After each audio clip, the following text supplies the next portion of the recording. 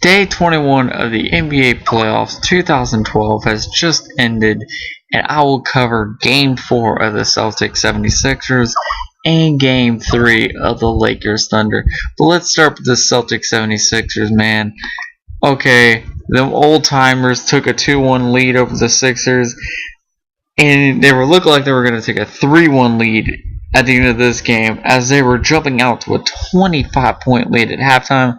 But then the Celtics just lay their foot off the gas pedal, man. It was terrible.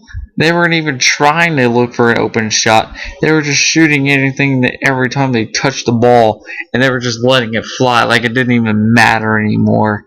But the 76ers would capitalize on the Celtics' misfortune and seize, and they would just take over this game.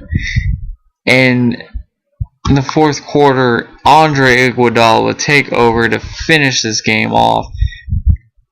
And the Celtics just didn't have an answer. It looked like they thought the game was over at halftime. But never doubt the team on the road, the team at home, the home court advantage team that really needed to make a difference at home to stay alive in this series.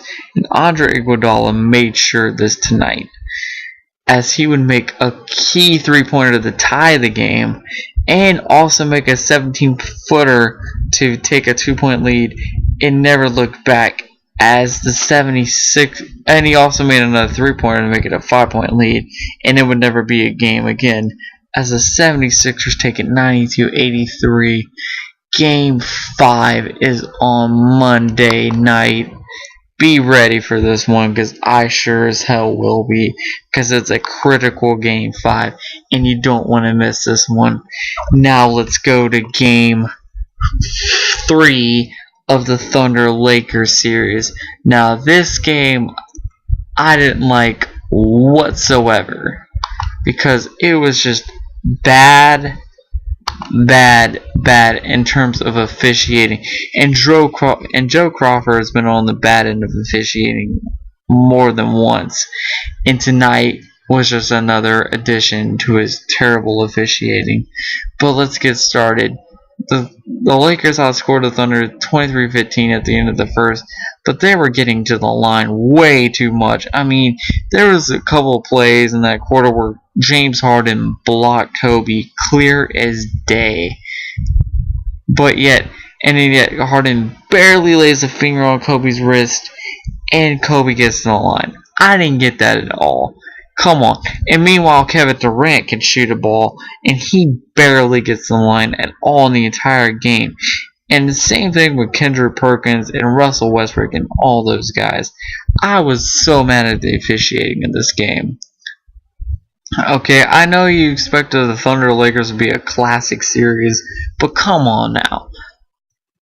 I mean, let's take a look at the statistics here. The Lakers shot 42 free throws. It made all except one of them, and I believe the one who missed it was Bynum, I think. But anyway, I mean, heck, Bynum had as many free throws as he had rebounds. That's how bad the officiating was tonight. He had 11 free throws, and he had 11 rebounds. It was terrible, man. I mean, they were getting all the calls tonight, and I don't want to take any disrespect from them. I mean, sure, they might have, but look at this. The Lakers scored 99 points tonight. They had 41 other 99 from the free throw line. That is almost 50%. Well, that's not almost 50%. It's about 40 or 45% of their points, man. That's terrible. It really is terrible. Meanwhile, the Thunder, only maybe 1/4 of their points came from the line. Everything else was earned, especially from Kevin Durant, 12 for 23, 31 points. He also had Westbrook at 21 and Harden at 21. Now, I know Harden got to the line 12 times, but look at Kobe. He went to the line 18 times, and maybe half of those were earned, if that. And same with Andrew Bynum. It's a shame that those two guys get so many calls every single game, or at least most games anyways.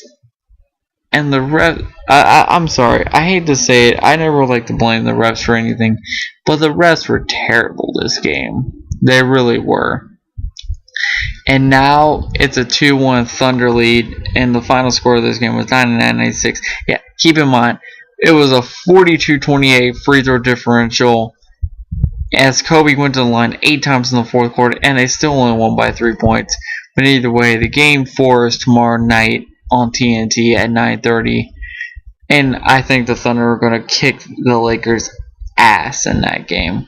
But now we'll go on to the awards. The game of the day, well, I'll say the 76ers Celtics, only because of the comeback. The 76ers show grit and determination to keep the series alive. The player of the day, this one's actually really a tough one. If I had to say, I think Kevin Durant at 31 points, 5 rebounds, 1 assist, 2 steals, 1 block. He had a good shooting day, and unlike Kobe, he didn't have to make 18 free throws to get half of his points.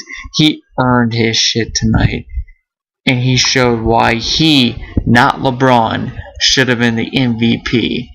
Now the disappointment of the day, well, the Celtics second half, because they fell flat against a less superior team, and it was terrible, really was. And now they're even as they go to game 5 Monday night.